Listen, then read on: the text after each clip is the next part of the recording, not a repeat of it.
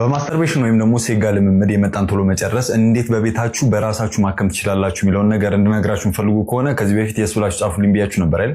ታዲያ በዚህኛው ቪዲዮ አንድ መንገድ ነግራችኋለሁ፣ በደንብ አዳምጡኝ። እናም እዚህ ጋር አንድ ግልጽ እንዲሆን የምፈልገው ነገር ከዚህ በፊት ነግራችኋለሁ፣ ማስተርቤሽን በራሱ ቶሎ መጨረስን አያመጣም። ነገር ግን የእናንተ ልምምድ ቶሎ እንድትጨርሱ ይገፋፋችኋል። ስለዚህ አንድ ማድረግ የምትችሉት ነገር እሾክን በእሾህ እንደሚባለው ማስተርቤሽን በራሱ ለእናንተ አድቫንቴጅ እንዲሆን አድርጋችሁ ማለማመድ ትችላላችሁ። ታዲያ ይህን ማስተርቤሽን ለራሱ እያደረጋችሁ እንዴት ራሳችሁ ማለማመድ ትችላላችሁ የሚለውን ነገር ደግሞ በደንብ ልንገራችሁ። አንደኛው የዚህ ማስተርቤሽን ወይም ደግሞ የሴጋ ልምምድ በጣም የፈጠነ ነው የሚሆነው። ሰው እንዳይደርስባችሁ ብላችሁ ተጨናንቃችሁ ነው የምታደርጉት። ስለዚህ ማድረግ ያለባችሁ ነገር ስሎ ፔስድ የምንለው ወይም ደግሞ ቀስ ባለ መልኩ ማድረግ ይኖርባችኋል። ሁለተኛ የዚህ ሴጋ ልምምድ ጊዜ ላይ እናንተ የምትይዙት እንደዚህ ጭምቅ አድርጋችሁ ነው። ያ ነገር ስህተት የሆነ ነው፣ ቶሎ እንዲጨርሱ ይገፋፋችኋል። ስለዚህ ላላ አድርጋችሁ ትይዙታላችሁ። ከዚህ ተጨማሪ ደግሞ ደረቅ ያልሆኑ ለስለስ ያሉ የሴቷን ብልት የሚመስሉ ማለስለሻዎች መጠቀም ይኖርባችኋል። ከዛም ይሄን ማስተርቤሽን በምታደርጉበት ሰዓት ላይ ቢያንስ ከ15 እስከ 20 ደቂቃ ድረስ መውሰድ መቻል አለበት። ረዘም ያለ ፔስ የሚኖረው ከሆነ እናንተ ያለማመዳችሁትን ቶሎ የመጨረስ ነገር ጭንቅላታችሁ እየረሳ ይመጣል። ስለዚህ እያረዘማችሁ ትመጣላችሁ። ከዚህ ተጨማሪ ደግሞ ልክ ወደ መጨረስ አካባቢ ስትቃረቡ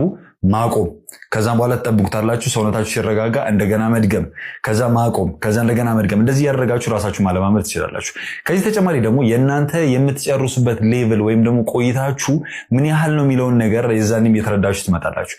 ስለዚህ ግንኙነት እያደረጋችሁ ለራሱ ልክ የምትጨርሱባት ሰዓት ወይም ደግሞ ስሜቷ በምትጀምራችሁ ሰዓት ላይ ታቆማላችሁ፣ ከዛ ታረጋላችሁ፣ ታቆማላችሁ፣ ታረጋላችሁ። እንዲያራችሁ ራሳችሁ ማለማመድ ትችላላችሁ ማለት ነው። ስለዚህ ይህን ተደጋጋሚ የምታደርጉት ከሆነ እናንተ ለመጨረስ ወይም ራሳችሁን ለማስደሰት ሳይሆን ራሳችሁን ለማለማመድ ነው ይሄን ነገር እያደረጋችሁት ያላችሁትና ጥሩ የሆነ ለውጥ ታገኙበታላችሁ። በማንኛውም ስንፈተ ወሲብ ሆነ ቶሎ የመጨረስ ጉዳይ መታከም ፈልጉ ከሆነ ባዮ ላይ ስልክ ያለ ደውላችሁ ቀጠሮ ማስያዝ ትችላላችሁ። መልካም ምሽት ይሁንላችሁ።